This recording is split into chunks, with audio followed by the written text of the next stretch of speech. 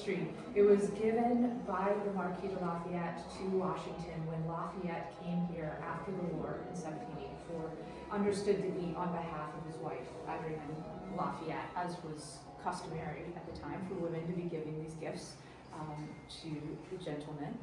And at that time, we know that the Lafayettes and Washingtons were very close. During the war, Lafayette and Washington had developed a tight bond. Lafayette seeing Washington as that adopted father, and the feeling seems to have been mutual. One of the most powerful expressions of just how close that bond was is Washington only commissions one piece of artwork himself, and that is a portrait of Lafayette. So he had that remembrance of the young man who had so impressed him and who he had drawn so close to during those traumatic years of the war. But not only Lafayette and Washington became close, but their families. Lafayette's wife never visited the U.S., but she corresponded with Martha. Gifts were exchanged back and forth. The children of Lafayette were about the same age as Martha Washington's grandchildren, and so they were exchanging gifts and encouraged to be pen pals. There were things like golden pheasants going back and forth, or coming to America from the Lafayettes. The Lafayette sent a little piece of furniture for one of the young ladies, and it's very fitting then that something like this would also have been brought by Lafayette as a testimony to Washington. And we have a little feature on that connection in the case there as well. But looking more closely at the apron itself, it is an extraordinary piece of workmanship, possibly done in a professional workshop, possibly done by Adrienne herself.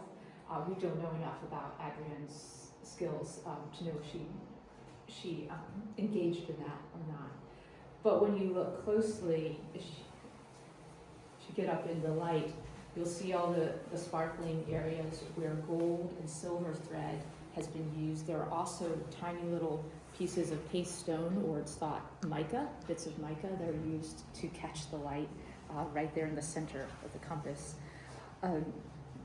Multiple types of thread that are used, and all of that silver and gold would have been valued at the market price at the time. So you are literally putting your money on in this apron. It's a fantastic gift to give someone. It's quite a costly gift.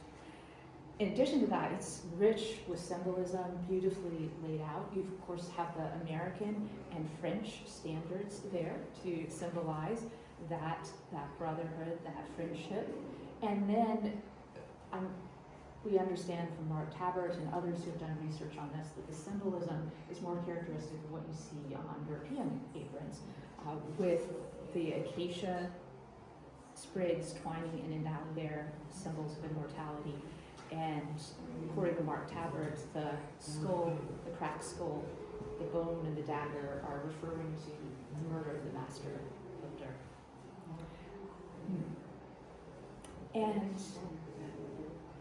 this is, of course, the sort of thing that Washington would have worn on different public occasions, the main Masonic meetings.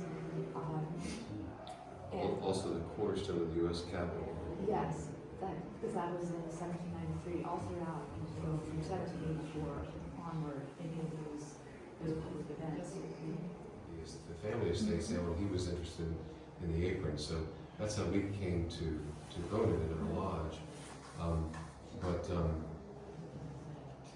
What information do you have right at the end there where all these items are being sold and the furniture is a great story, and I botch it at best, but maybe you can go to that time as